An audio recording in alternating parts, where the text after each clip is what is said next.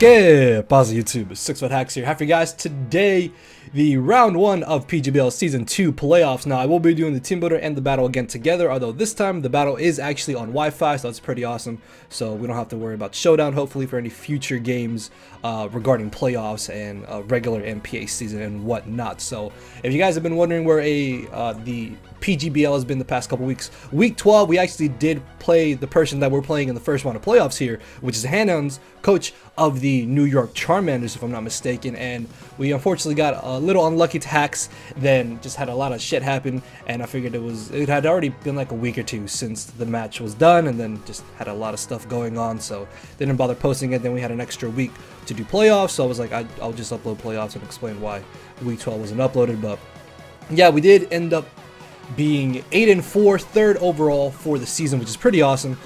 We did take some unfortunate losses, but we were able to make playoffs, which is the important thing. And we are facing Hanon's, who we faced in our final week of the PGBL, but unfortunately we did get a little unlucky to hack. So hopefully this time around our matchup will be a little bit better. So shouts out to my boys that helped me out. I'll leave their names down under me, as well as the time skip, so you guys can go straight to the match if you don't want to hear the team builder, which I'm going to try and not make it as long as I did yesterday. So yeah, this is a very interesting matchup. The reason why I say that is because Hanon's team is very interesting. Like, I wouldn't say it's necessarily bad, but I mean, it's good in a sense, and it's got him this far, which is really nice. But the interesting thing is that he has Mega Venusaur along with HIPPOWDON in the sand, which is very interesting to me. Actually, the fact that he has sand is a very huge issue for us, mainly because Necrozma and Serena both have good matchups in this game, but their recovery is hindered in sand, so I expect them to bring the HIPPOWDON. I think everything on the top row he brought except for Licky. He had Espeon over Licky, but I feel like he may want to opt to bring either Licky or Mega Venusaur this time around, since Espeon didn't really seem like that big of a threat. I'm not sure if he brought Espeon what he would want it to be. Maybe like a trick set to be able to cripple potentially Curslax, which Curslax absolutely wrecks him. So that's going to be really good, considering that he's got no fighting type. His hardest hitting move I think would be like Fightinium Z Volcanion. He's got Z Volcanion and Z Noivern, which is great because he doesn't have Z Belly Drum with Azumarill, and he does not have Z Excadrill. So it's going to be really good going into this match. Also, he's got no dark type, which means Necrozma is a humongous terror to his team, and once I'm able to get rid of HIPPOWDON, Zygarde just kind of puts in the work. So let's take a look at our first team member here, which is going to be, of course, Thego, aka Necrozma, rocking a pretty awesome set. And so the good thing about the first game that me and Hanon's had is that he really didn't get any details on my sets. I brought dual screens the first time around with just a bunch of setup, and this time I decided to change things up a little bit. But this Necrozma set here was something that I was originally going to bring to our first game, but I figured that if we do have to play him in playoffs, then I kind of want to keep it secret, because the great thing about this Necrozma set is that late game, this comes in, I substitute, I Calm Mind, I can just spam Photon Geyser basically for free. Obviously, we only have 8 PP with Photon Geysers, so I do have to be very careful on how I use my Photon Geysers. But if I'm able to get rid or just weaken his team in general and boost up, then Necrozma pretty much puts in work. And I know you guys see the Ayapapa Berry with the Recycle. That's actually some pretty cool tech, because if he does bring HIPPOWDON, which I fully expect HIPPOWDON to come, it's definitely going to have Slack Off, Earthquake, Rocks, and either Ice Fang or Whirlwind as its final move. I'm like very certain on that if he does bring HIPPOWDON, because that stops him from being swept by some of my setup mons, and it's able to just allow HIPPOWDON to be a fat, bulky nuisance to our squad, our team in general. So that's more or less what I'm expecting the HIPPOWDON to be. And if he doesn't have Whirlwind, then this just sets up all over HIPPOWDON, which is absolutely amazing. Ice Fan makes a lot of sense because we do have Zygarde, but it would make more sense, I think, if he had the Whirlwind. So I will have to scout out for that and be careful on how I play around it. The speed that we have is enough to outspeed a Adamant Max Speed Azumarill, considering that he did bring Azumarill our first game and it wasn't Jolly, so I doubt he's going to switch it up to Jolly this time around, and he more than likely, if he was running speed, he would still stick with an Adamant nature. But for the most part, Necrozma is just here to kind of put in the work late game. Recycle Aya Papa Bear is actually really cool. Really hoping that I can show this off, because this was a little tech that I had, and I'm hoping it can put in some work. So next off, we have Thick Arena, aka Serena, finally making her return. It's been a couple weeks since we had Serena in a matchup here, and this is mainly for the Azumarill and the Excadrill. Excadrill is very terrifying, honestly. Like, Excadrill late game is going to be a giant terror. If I lose my way of being able to revenge kill it, I can at least have some way of checking and stopping it with my Serena here. Also, the great thing about Serena is that this completely ensures that Belly Drum Azumarill does not sweep us. So even if he brings Belly Drum and gets it off, we have Queenly Majesty that stops priority, and we just straight knock him out with the Power Whip. So that's going to be really great. The Speedy V's is for Jolly Azumarill. Just on the off chance that he does bring Jolly Azumarill, then we will be able to still guarantee beat it 1v1. Power Up also does, I think, about 60-70ish% to Excadrill, so that's really, actually no, I think it's like 50 or 60% to Excadrill, so that's going to be really great. The rest of the bulk is just there to be able to take physical hits from the Excadrill, the Licky potentially, and I guess maybe like a physical Venusaur. I'm not really too sure if he would bring physical Venusaur. If he brought Venusaur, I would like to think that he would need Synthesis, Hidden Power Ice, Giga Drain, and Sludge Bomb.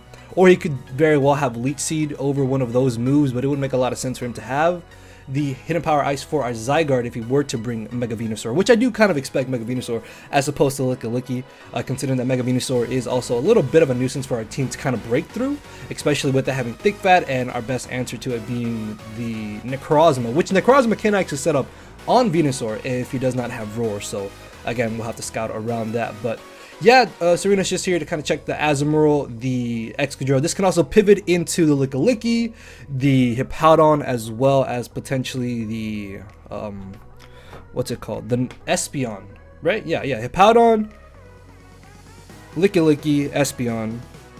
Maybe Electros even, if for some reason he doesn't have Flamethrower. And maybe even the Azumarill if we find out that it's something like Assault Vest or anything along those lines. The knockoff is just kind of there to get rid of items, and U-turn is for momentum, sorry. If he does have the Venusaur is typically a good switch in to Serena, so I can predict that U-turn out and we should be fine and dandy. Next off, we have a pretty awesome set in this game. So due to how his speed tiers are settled, I really don't at all need to bring Jolly Infernape. I can pretty much just run Adamant with the Choice Band and things get absolutely destroyed. If Hippowdon is not physically defensive, I think after Stealth Rocks or just a little bit of damage, a mixed defensive or Spadef bulky Hippowdon is straight to a KO'd. By close combat, Flare Blitz still does a humongous chunk of damage to even physically defensive Thick Fat Venusaur, which can be absolutely phenomenal. Mach Punch does about 70 or 80ish% to Excadrill, which is really good because if it's Life Orbed, then well, excuse me. If it's Life Orbed, then it's gonna take 2 or 3 Life Orb hits to put it in range of where Mach Punch will be able to knock him out. Stealth Rocks are really just here in case he does not have Rapid Spin or he does not have the Espeon, which if he does have Espeon, then I'm going to be a little bit more weary about how I want to try and get up my rocks. If he has Excadrill, I think it's going to be Dual Stab, X Scissor, potentially Swords Dance. Like, he could fit Rapid Spin on there, but I don't know if he would really want to go Rapid Spin Life Orb with Excadrill, but again, it's just a matter of scouting out to see what the Excadrill is running. But for the most part, between Close Combat and Flare Blitz, everything is pretty much just mollywopped, honestly. Like, I would have loved to fit something like U-Turn, maybe Earthquake on this set, but I figured that I needed rocks if I was able to get them up. They are going to be very, very handy. Flare Blitz is excellent just to be able to obliterate the Venusaur, plus I can safely lock myself into Flare Blitz if he does have Mega Venusaur and Hippowdon, because it's neutral and it hits. Flare Blitz does the same amount of damage that Close Combat does to Hippowdon, if I'm not mistaken, right? Yeah, because they're both base 120, yeah. So then I can safely lock myself into Flare Blitz if it comes down to it, which is really nice. And Mach Punch is just there so I can ensure Excadrill does not become an absolute nightmare to deal with. And I don't know, maybe I could have gone U-Turn over Stealth Rocks. But again, if I am able to get up rocks, they will be really nice for that extra little bit of chip damage. Next up, we have our another pretty awesome set here. We have Sub Curse, Recycle, Body Slam, just mono attacking Snorlax essentially, because his steel type is Excadrill. Once I boost up to +2, there is no way Excadrill is going to break through Snorlax. Snorlax will beat Excadrill 1v1 due to the frail nature of Excadrill. Yeah, it's got a massive HP stat, but that's really it. Like, besides that, I don't think he would be running a defensive Excadrill in the first place. So if Snorlax is able to get up to +2 behind a substitute, then at that point, I think it's pretty much good game. Like, Snorlax is the main reason why I think he's going to need to have Whirlwind on Hippowdon and or Roar on the Mega Venusaur. So the great thing about this set right here is that this can set up on most of his some of his specially offensive mons, sorry. I think we can set up on Venusaur. We can set up on the Electros as well. A Noivern I don't really expect to come because we have a Sneasel, so I don't expect Noivern, but if he does, we can still tank those special hits. Espeon is not going to be doing nearly enough damage to us. If he's something like Trick with choice specs, I do have to be careful with that though. I had a feeling that he probably brought specs Espeon to our first game, so I'm feeling that he may want to try and bring that again if he does bring the Espeon, because it wouldn't make sense to try and cripple our Snorlax, so I will have to be careful with that. But if this sets up a sub, I get up a few curses, it's pretty much just gonna be a good game. Like, Snorlax can honestly just run house through his team, and we do have backups in case we get we have a backup plan in case we do get burned or statused, so I'm not even concerned about that. And if we're able to spread paralysis with Body Slam, that's going to be an even bigger benefit, because whatever gets paralyzed, then that means Necrozma can use that for late game to potentially set up on as well, since we are running double substitute with setup on this team. So yeah, next off we have another setup mod in the form of Mr. Nice Neck here, the Zygarde, rocking the weakness policy. Now the great thing about this matchup is that even if he's got like Ice Punch on Licky, he's got HP Ice on Electros, he's got HP Ice on Mega Venusaur, or he's got Ice Fang on Hippowdon, none of them can one-shot me. Which means if I can come in, set up a Dragon Dance, as they pop my weakness policy, I'm a +3 attack, +1 speed with enough speed to outspeed Noivern, and at that point Zygarde can basically just sweep if the Hippowdon is not carrying the Whirlwind, or if the Hippowdon is low enough. So obviously this relies on getting rid of Hippowdon and getting hit by a super effective ice move, but even if we're not able to get hit by a super effective move, then we can still function as just a regular Dragon Dance sweeper. Coil is really only there in case he does still have the Excadrill and he has the sand up and I'm not able to boost out of range of where I could outspeed him in the sand, so I can at least boost my physical defense to ensure living any hits from the Excadrill, and then that way I can just hit it up with 1,000 arrows. But Zygarde is not really meant here to sweep. Zygarde is mostly here to just kind of break his walls down to then allow Snorlax or Necrozma in the back to potentially sweep. So that's kind of the idea behind this set. I don't think this set will sweep, but I think it'll at least get 2 KOs, at least 1 or 2 KOs. I'm very certain on that, just because of the surprise nature of this set and the fact that he didn't really get any information from our first game regarding the Zygarde set that I did initially bring. So if he does go for a super effective move, he's going to give us the +2 in our attack. If I Dragon Dance along that, we're at +1 speed and +3 attack, and that's going to be absolutely amazing. So finally off, we have our Vaporeon here, a very speedy, bulky set. In our original game, I brought Sub Baton Pass Aqua Ring because I was going to set up with dual screens and stuff like that. So this time around, I kind of expect them to want to bring a Defog Volcanion. Like, that would make a lot of sense in my opinion. And in our first match, he brought a very slow Volcanion. Like, he didn't have any speed on it at all. So if he does want to go down that route again, I will be able to outspeed the Volcanion, which is really nice because he had Bloom Doom in our first match. If he's got Bloom Doom this time around, we can protect on it, and it's only going to be doing 1/4 of the initial damage, and even then that shouldn't be entirely too bad, because then we can wish and get the HP back. Initially I had Baton Pass over Heal Bell, but Heal Bell is going to be really nice in case Snorlax or Necrozma or even Zygarde get potentially burned or toxic. So if I can keep this hidden and he needs to, or he wants to rely on spreading statuses around my team, then I can pop this out late game, and then that puts Snorlax and the Necrozma back into the position of being able to set up and potentially sweep him late game, which is really nice. So Yeah, not too much to say about this Vaporeon set. It's mainly here to kind of pivot around, switch in, pass off wishes to our setup mons and our bulky mons, and that's really it. We do have enough speed for Adamant Azumarill. Again, don't expect him to bring Jolly, but I would just wanted to be careful with Serena. So yeah, guys, that is going to be our squad for this matchup. The match will be right after this. So yeah, let me know if you guys do like the squad, and let's get into the battle. Alright, so let's go ahead and get this match started. I'm sure some of you guys may have missed the team preview portion, so yeah, if you guys do enjoy this, make sure to hit that thumbs up button down below and answer the common question of the day. We are facing Hanon's coach of the New York, or Charmanders. This is our first round of the PGBL Season 2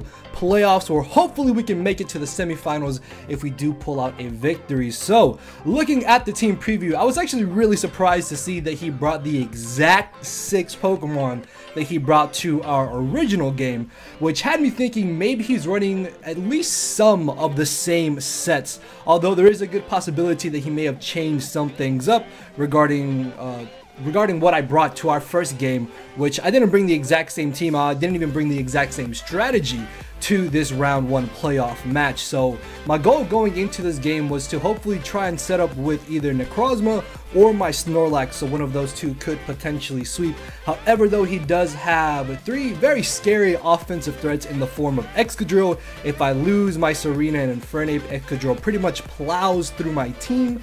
Azumarill, if I lose my Serena and its Belly Drum, could be a humongous nightmare to deal with. And then if I lose my Vaporeon, the Volcanion is going to be a huge issue to try and switch into and potentially check. Regardless, though, going into this matchup, I didn't think he would lead with his Electros. Again, considering that in our first match, I ended up leading off with my Infernape. So I thought that maybe he would try to lead off with either the Volcanion, the Azumarill, even potentially the Hippowdon to try and get the upper hand on my potential Infernape lead. Now, if it did lead with the Volcanion, I would have probably just switched directly on now into my Vaporeon. However, though, he does end up leading off with the Hippowdon, which probably does confirm the fact that he was expecting me to lead with Infernape again. And the fact that I do get the lead matchup here is amazing for me, because there's 3 things I can do. I can Power Whip, U-turn, or Knock Off, and ultimately I decided to go for the Knock Off, expecting him to potentially try to bring in the Electros, maybe stay in thinking that I would overpredict, that way I could get rid of the leftovers on the Hippowdon, or he may try to switch into the Volcanion, in which case I can find out if he is running the Z move again or not. As he does decide to bring in the Electros here, I ultimately decided to go for the U-turn, considering that Power Whip I don't think actually would have knocked him out even after knockoff and the 2 turns of sand damage. A Power Whip was not going to be able to finish him off because I did not have any attack investment. So I thought that he would try to go for the Volt Switch or the Flamethrower, as he makes an excellent play and goes straight for the Hidden Power Ice. Now, in our original game, he did this against my Infernape lead, where he directly went for the Hidden Power Ice, but I stayed in. So I thought that he wasn't going to expect me to bring in my Zygarde, but because he did, he activates my weakness policy, and he pretty much has to choose something to just absolutely die here, pretty much. Something's going to get knocked out because I'm a +2. I'm pretty sure I would have been able to 2-hit KO the Hippowdon depending on the investment that he was running on it. As I do get rid of the Electros, this is amazing because now that is 1 less pivot that he has on his team. Plus, the Zygarde wasn't really here to sweep. It was mainly here just to kind of dent his team, hopefully get a KO or 2 even, and then that way it would be easier for the rest of my team to be able to handle my opponent's team. Now, because of the extreme speed damage, this Excadrill is guaranteed in range of my Choice Banded Adamant Mach Punch, and even though it is very, very obvious, I don't mind if he wants to switch here. Whatever he brings in, I more or less should have a safe answer or check to in the rest of my team, as I do a really good chunk of damage. I did not expect that Mach Punch to do like 20-25% to Volcanion. So Infernape, man, I love Infernape, dude. I honestly think Infernape is like one of my favorite Draft League Pokemon, and I'm not even exaggerating about that, man. Infernape just, oh, it's so cool. It's really, really cool Pokemon. Okay, so he goes for the Steam Eruption as I bring in my Vaporeon. I get hit by the Sand first, which means he's not running any special, he's not running any speed investment, which means he could possibly still have the same set that he brought to our game 1, which it does turn out to be a Bloom Doom Volcanion again, which is actually why I decided to go for the Protect. If anything, I would much rather scout out for it with the Protect, take the 25% damage that he's going to do to me, instead of having something else on my team switch in and potentially take way more damage than what my Vaporeon is going to take on the turn that I Protect on the Bloom Doom. As you're about to see, that really does nothing. That I think did like what, 54 points of damage. Yeah, with that Bloom Doom gone, this Volcanion can do nothing to my Vaporeon. Unless he has Toxic in the back, then he's not going to be able to touch my Vaporeon, and if it came down to it, I would be able to stall him out of his Solar Beams potentially, along with the Steam Eruption and the Fire Blast, or Flamethrowers in this case. So he does go for the Flamethrower this turn, gets a crit, it doesn't really matter at all, considering that I was going to play the Wish Protect game for a couple of rounds here to see what he was going to ultimately try and do. Is he going to feel like switching out, bringing in something else, or is he going to try to wear me down with this Volcanion, maybe surprise me with the Toxic? I'm not too sure. Even if he does have the Toxic, I still have Heal Bell on this Vaporeon, so that's not ultimately too bad. But regardless of the situation, my best plays are still to just be safe here and go for the Wish and Protect, because I could have put myself in a position of where I could have brought in my Serena potentially, my Snorlax, or even my Necrozma in the back, which Necrozma can outspeed the Volcanion because my Vaporeon was able to outspeed it, and then that way I can use Vaporeon for setup fodder. But he actually ends up switching here into the Espeon. The main reason why I went for the Protect there was because I was a little bit worried that he was going to have the Trick. If he was a Trick spec set, he definitely could have gone for the Trick that turn, and if he shuts down my Vaporeon, that could be very detrimental to me in the long run of this battle, considering that his Electric type is now gone. He doesn't really have a good way of trying to break through my Vaporeon, which is going to be absolutely amazing. So the fact that he switched up moves there automatically tells me, okay, he's not choice specs, he's not a choice item at all, which means he more than likely does not have the Trick. Which also means my Snorlax can come in and use this Espeon for setup fodder, and that's going to be phenomenal, because if I'm able to set up my Snorlax, get it behind a substitute, and he does not have the Whirlwind on his HIPPOWDON, that is going to be a big red flag for him, because there is no good way that he has to break through a +2 defense Snorlax, because then at that point Excadrill is not going to be doing anything to me, and the Azumarill is not going to be doing anything either. And then if I'm behind a substitute, they have to break my sub before they're able to even do any type of damage to me. So that's going to be very, very glorious for us in that scenario. So I do decide to go directly for the Curse, even though there is a chance he does have the Whirlwind on the HIPPOWDON. I could get him to reveal it to me automatically here after going straight for the Curse, but he turns out to have Curse HIPPOWDON and slurs my words here because I was thinking something else and I don't know what I was going to say there. My mouth did not function in my brain.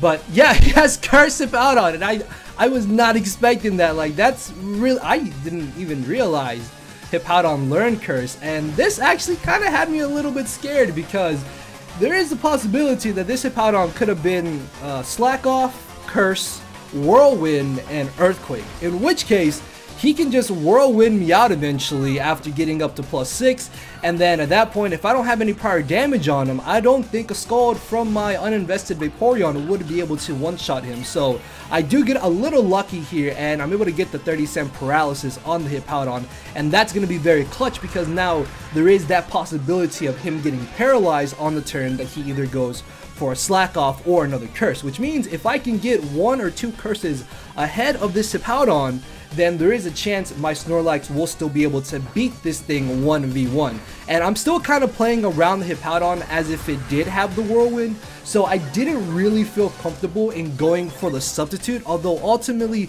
subbing on one of these turns would have probably been my better play in the long run, considering that afterwards I could have just recycled, I could have gained back my HP with my Figgy Berry, and even if he did have the Whirlwind, as long as I kept this thing at low enough HP, I could have then just brought in my Vaporeon, gone for the Scald, and even if he had switched out, as long as I didn't let HIPPOWDON potentially set up again late game, that wouldn't have been entirely too bad for me, because then at that point I know he's got Curse, I know that I need to play around it, but I'm still playing as if this thing has the Whirlwind here, so I'm not substituting, I'm just trying to Curse 1 times or 2 times ahead of him. That way I can still be doing more damage to him than he will be doing to me. As this turn I do decide to go for the body slam, he makes a very risky play here. And after the match, he told me that he brought in Volcanion because he actually had haze on the Volcanion. So he probably thought that I was going to go for another curse, maybe even try to go for the recycle there. But because of that risky play, I now have a +3 Snorlax, if I'm not mistaken. And there is no good way for him to try and break through this. I think he ultimately should have tried to leave in the HIPPOWDON to maybe 1v1 me. Then that way he could have maybe weakened me enough to where I could have been revenge killed by something on his team. But I've got rid of Volcanion, I've got rid of Espeon. That means my Serena in the back and my Infernape just kind of come in and they click buttons and get KOs more than likely. So he ends up bringing in the HIPPOWDON here as I make a bit of a misplay and I go for the body slam. Should have really just gone for the recycle here. I think I got a little bit eager and a little bit too excited by going straight for the body slam. There was also the chance that he might have tried to go for the curse again, so if anything, I wanted to do as much damage as I possibly could before he started boosting up to as many boosts as I had. So I guess in the end it might have not been too bad of a play, but I am going to be at slightly less HP than I might have been if I did go for the recycle before instead of now. Although it's not that big of an issue because if it really comes down to it, after this next turn of sand, I will be able to go for the recycle again and pop my berry once more. So he's going to go for the slack off here, more than likely expecting me to just try to go for the recycle or the curse again, and maybe then he could try boosting up himself. But Snorlax is well trained and that is not my fault, and I'm able to knock him out with a crit. So Snorlax just slapping the team on his back, man, just putting in nothing but the work, as in comes the Excadrill. This is why I should have gone for the recycle on that initial turn I body slammed, because this flinch wouldn't have mattered. I actually could have been out of range of where, unless he flinched me I think 2 or 3 more times, he wouldn't have been able to finish me off. But that's fine. Like, Snorlax put such a big hole in his team that the rest of my team members can just come in and take advantage of that. So I'm going to bring in my Vaporeon here. Even if he's got the Earthquake, I'm guaranteed to definitely live one, and then Scald is going to do a good amount of damage. If not, then I will be able to knock him out, as the Scald is strong enough to finish off the Excadrill. At this point, his last team member is going to be the Azumarill in the back, and even if he is Belly Drum, it's not going to matter too much unless the Hax Gods come back and pay me some vengeance and I miss my Power Whip with my Serena. So turns out that he's not Jolly, which is really nice because he would have been able to outspeed me if he was Jolly max speed, as he's going to finish me off with a Play Rough. Ends up getting a crit.